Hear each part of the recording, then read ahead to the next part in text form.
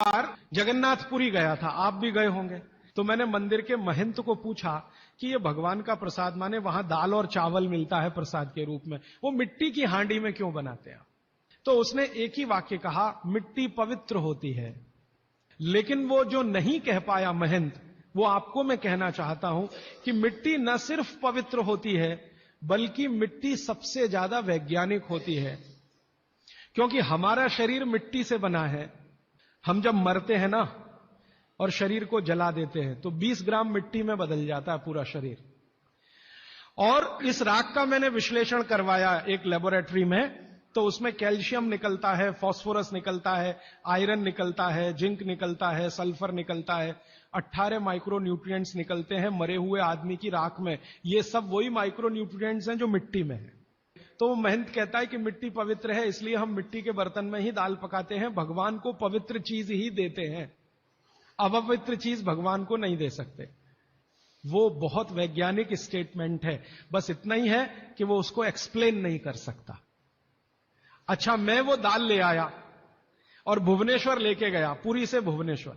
भुवनेश्वर में CSIR का एक लेबोरेटरी है, council of science and industrial research का लेबोरेटरी है, जिसको रीजनल रिसर्च लेबोरेटरी कहते हैं। तो वहां ले गया, कुछ वैज्ञानिकों से कहा ये दाल है, उन्होंने कहा हाँ हाँ ये पुरी की दाल है। मैंने कहा इसका विश्लेषण करना है, इस दाल में क्या है? तो उन्होंने कहा हमारे पास पूरे इंस्ट्रूमेंट नहीं है, हमारे पास जो जो चाहिए वो नहीं है, आप दिल्ली ले जाओ तो बेहतर है। तो मैंने कहा दिल्ली ले गया तो खराब तो नहीं होगी? उन्होंने कहा नहीं होगी, क्योंकि ये मिट्टी में बनी है। तो पहली बार मुझे समझ में आया मिट्टी में बनी है तो खराब नहीं होगी। तो मैं ले गया दिल्ली तक, सच में ले गया। और भुवनेश्वर से दिल्ली पहुंचने में आप जानते हैं करीब करीब 36 घंटे से ज्यादा लगता है। दिल्ली में दिया, कुछ वैज्ञानिकों ने उस पर काम किया और उनका जो रिजल्ट है, जो रिसर्च है, जो रिपोर्ट है, वो ये है कि इस दाल में एक भी माइक्रो न्यूट्रिएंट कम नहीं हुआ पकाने के बाद भी। तो प्रेशर कुकर की दाल को जब उन्होंने रिसर्च करके देखा तो उन्होंने कहा इसमें माइक्रो न्यूट्रिएंट्स बहुत ही कम है। मैं पूछा परसेंटेज वाइज बता दो, तो उन्होंने कहा अगर अरहर की दाल को मिट्टी की हांडी में पकाओ और 100% माइक्रो न्यूट्रिएंट्स हैं, तो कुकर में पकाने में 13% ही बचते हैं, 87% नष्ट हो गए। मैं पूछा कैसे नष्ट हुए? तो उन्होंने कहा ये जो प्रेशर पड़ा है ऊपर से और इसने दाल को पकने नहीं दिया, तोड़ दिया, मॉलिक्यूल्स टूट गए हैं, तो दाल तो बिखर गई है, पकी नहीं है, बिखर गई है, सॉफ्ट हो गई है। तो खाने में हमको ऐसा लग रहा है कि ये पका हुआ खा रहे हैं, लेकिन वास्तव में वो नहीं है। पके हुए से मतलब यह होता है कि जो माइक्रो न्यूट्रिएंट्स आपको कच्चे रूप में शरीर को उपयोग नहीं आते, उनको आप उपयोगी बना लें, इसको पका हुआ कहते हैं आयुर्वेद में। तो उन्होंने कहा कि यह मिट्टी की हांडी की दाल बहुत बहुत क्वालिटी में ऊंची है, बशर्ते कि आपके प्रेशर कुकर की। और दूसरी बात तो आप सभी जानते हैं, वो मुझे सिर्फ रिपीट करनी है कि मिट्टी की हांडी की बनाई हुई दाल को खा लीजिए तो जो उसका स्वाद है वो जिंदगी भर नहीं भूलेंगे आप। इसका मतलब क्या है? भारत में चिकित्सा का और शास्त्र पाक कला का ऐसा विज्ञान विकसित हुआ है जहां क्वालिटी भी मेंटेन रहेगी और स्वाद भी मेंटेन रहेगा। तब मैंने गांव गांव घूमता रहता हूं तो पूछना शुरू किया, तो बोलते हैं लोग कि ज्यादा नहीं, 30-40 साल पहले सब घर में मिट्टी की हांडी की दाल थी। मेरी दादी को पूछा तो दादी कहती है कि हम तो जिंदगी भर मिट्टी की दाल ही खाते रहे। तब मेरे समझ में आया कि मेरी दादी को डायबिटीज क्यों नहीं हुआ। तब मुझे समझ में आया उसको घुटने का दर्द क्यों नहीं हुआ। तब मुझे समझ में आया उसके 3200 दांत मरने के दिन तक सुरक्षित थे, क्योंकि हमने उसका अंतिम संस्कार किया। अगले दिन जब राखी लेने गए तो सारे दांत उसके 32 के 32 निकले। तब मेरे समझ में आया कि 94 साल की उम्र तक मरते समय चश्मा क्यों नहीं लगा उसकी आंखों पे, और जीवन के आखिरी दिन तक अपने कपड़े खुद अपने हाथ से धोते हुए मरी थी। ये कारण है कि शरीर को आवश्यक माइक्रो न्यूट्रिएंट्स की पूर्ति अगर नियमित रूप से होती रहे तो आपका शरीर ज्यादा दिनों तक बिना किसी दूसरे की मदद के काम करता है।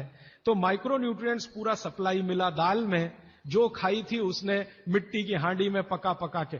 और न सिर्फ दाल पकाती थी वो मिट्टी की हांडी में, बल्कि दूध भी मिट्टी की हांडी में पकाती थी। घी भी मिट्टी की हांडी से ही निकालती थी, दही का मट्ठा भी मिट्टी की हांडी में ही बनता था। अब मेरे समझ में आया कि हजारों साल से मिट्टी के बर्तन क्यों इस देश में आए। हम भी एल्यूमिनियम बना सकते थे। हिंदुस्तान में बॉक्साइट के खजाने भरे पड़े हैं। कर्नाटक बहुत बड़ा भंडार, तमिलनाडु, आंध्र प्रदेश बॉक्साइट के बड़े भंडार हैं। हम भी बना सकते थे, अगर बॉक्साइट है तो एल्यूमिनियम बनाना कोई मुश्किल काम नहीं है, लेकिन हमने नहीं बनाया क्योंकि उसकी जरूरत नहीं थी। इसलिए कुम्हारों की एक पूरी की पूरी जमात इस देश में खड़ी की गई कि तुमको भैया मिट्टी के ही बर्तन बनाने हैं। माने तुमसे बड़ा वैज्ञानिक कौन। अब ये कुम्हार जो इतने बड़े वैज्ञानिक हैं इस देश के, जो मिट्टी के बर्तन बनाकर हजारों साल से दे रहे हैं हमारे स्वास्थ्य की रक्षा करने के लिए, हमने उनको नीची जाति बना दिया। हम कैसे मूर्ख लोग, ये ऊंचा नीचा हमने डाल दिया इस देश में, इसी ने देश का सत्यानाश कर।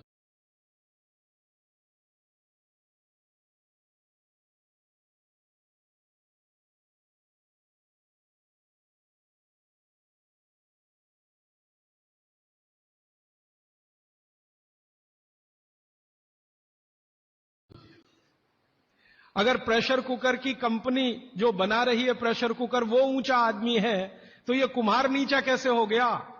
जो सबसे बड़ा वैज्ञानिक काम कर रहा है, मिट्टी के बर्तन बना बनाकर आपके माइक्रो न्यूट्रिएंट्स को, आपके सूक्ष्म पोषक तत्वों को कम नहीं होने देने के लिए मिट्टी का सिलेक्शन करता है वो। आपको मालूम है, हर एक मिट्टी से बर्तन नहीं बनते। एक खास तरह की मिट्टी है, वही बर्तन बनाने में काम आती है, और एक खास तरह की मिट्टी है जो हांडी बनाती है। दूसरे खास तरह की मिट्टी में कुल्हड़ बनता है, तीसरे खास तरह की मिट्टी में कुछ और बनता है। ये मिट्टी को पहचानना कि इसमें कैल्शियम ज्यादा, इसमें मैग्नीशियम ज्यादा, इसलिए हांडी इससे बनाओ, और इसमें कैल्शियम मैग्नीशियम कम है इसलिए इसका कुल्हड़ बनाओ, ये तो बहुत बहुत बारीक और विज्ञान का काम है। ये सब कुम्हार कर रहे हैं, हजारों साल से कर रहे हैं, बिना किसी यूनिवर्सिटी में पढ़े हुए कर रहे हैं। तो हमें तो वंदन करना चाहिए, उनके सामने नतमस्तक होना चाहिए। कितने महान लोग हैं। दुर्भाग्य से सरकार की कैटेगरी में वो बैकवर्ड क्लास में आते हैं। और सबसे मजे की बात कि ये हांडी जब खत्म होगी, माने इसकी लाइफ पूरी हो जाएगी, तो ये हांडी फिर मिट्टी में मिल जाएगी और फिर वही मिट्टी से हांडी बन जाएगी। दुनिया में ऐसी कोई वस्तु नहीं है। प्रेशर कुकर के बारे में तो नहीं कह सकते आप, बायोडिग्रेडेबल है। तो आप भी कर लीजिए ये काम, प्रेशर कुकर निकालिए, मिट्टी की हांडी ले आइए। तो आप कहेंगे जी दाल देर में पकेगी, सिद्धांत ही वही है दाल का, तो जो देर में खेत में पकी है वो देर में घर में भी पकेगी। आप कहें जी मिट्टी की हांडी के बाद अगर कोई चीज है, तो हमारे यहां एक मेटल बनता है जिसको आप लोग कहते हैं एलॉय है, कांसा। तीसरा सबसे अच्छा माना जाता है पीतल। अब ये कांसे और पीतल में भी हमने काम कर लिया कि अरहर की दाल को कांसे के बर्तन में पकाएं तो उसके सिर्फ 3% माइक्रो न्यूट्रिएंट कम होते हैं, 97% मेंटेन रहते हैं। पीतल के भगोने में पकाएं तो 7% कम होते हैं, 93% बचे रहते हैं। लेकिन प्रेशर कुकर में बनाएं तो सिर्फ 7% बचते हैं, बाकी खत्म होते हैं। अब आप तय कर लीजिए, आपको लाइफ में क्वालिटी चाहिए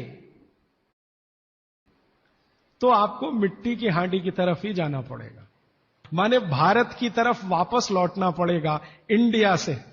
अभी हम हैं इंडिया में, जो बनाया अंग्रेजों ने या बना दिया अमरीकियों ने। इस इंडिया से निकल के भारत की यात्रा करनी पड़ेगी।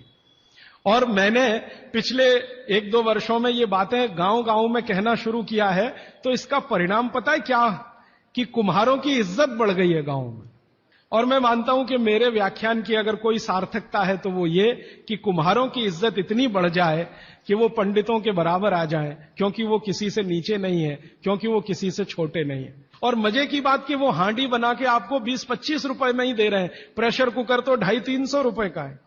मैं होम्योपैथी की भी चिकित्सा करता हूं, तो बहुत सारे पेशेंट मुझे फोन करते हैं, राजीव भाई ये। तो मैंने कुछ पेशेंट को खास कर कहा कि देखो भैया, आपको मैं कोई दवा नहीं दूंगा।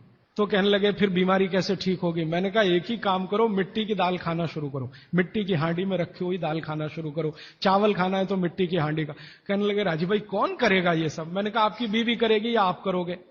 अगर जिंदगी चाहिए तो झक मार के आप करोगे, नहीं तो अमेरिका जाओ, कनाडा जाओ, जर्मनी जाओ, लाखों रुपए खर्च करो, फिर भी झक मार के वापस आओ। तो मेरे पास कुछ डायबिटीज के क्रोनिक पेशेंट हैं, बहुत क्रोनिक। जिनका शुगर यूनिट 480 के ऊपर है, ऐसे 100 से ज्यादा पेशेंट। वो 8 से 9 महीना हो गया नियमित रूप से मिट्टी की दाल और मिट्टी का चावल, माने हांडी की दाल और हांडी का चावल, हांडी की खिचड़ी नियमित रूप से खा रहे हैं। और अब तो उन्होंने मिट्टी का तवा भी ले आया अपने घर में रोटी बनाने के लिए। बाजरे की रोटी बहुत अच्छी बनती है इस मिट्टी के तवे पे, तो रोटी भी उसी की खा रहे हैं। 8 महीने के बाद सबका शुगर टेस्ट किया है तो 480 यूनिट वाला अभी 180 यूनिट पे है, बिना किसी मेडिसिन के, बिना किसी इंजेक्शन के, बिना किसी टॉनिक के। और होम्योपैथी की कोई दवा नहीं दी मैंने उनको। कुछ लोगों को ज्यादा परेशान थे, दवा भी दो, उनको प्लेसिबो दे दिया। प्लेसिबो समझते हैं, खाली गोली, दवा नहीं डाली। तो पेशेंट को लग रहा है कि मैं दवा खा रहा हूं, दवा खा के अच्छा हो रहा हूं। मुझे मालूम है कि वो कोई दवा नहीं है, वो प्लेसिबो है, वो अच्छा हो रहा है उस मिट्टी की दाल खा के, मिट्टी का चावल खा के, मिट्टी की खिचड़ी खा के। रिजल्ट ये है। तब मैंने मान लिया कि बागभट्ट सच में महान आदमी थे। ये एक सूत्र पूरा होता है, 8:30 का समय हो गया है। आगे कल दूसरा सूत्र, तीसरा, ऐसे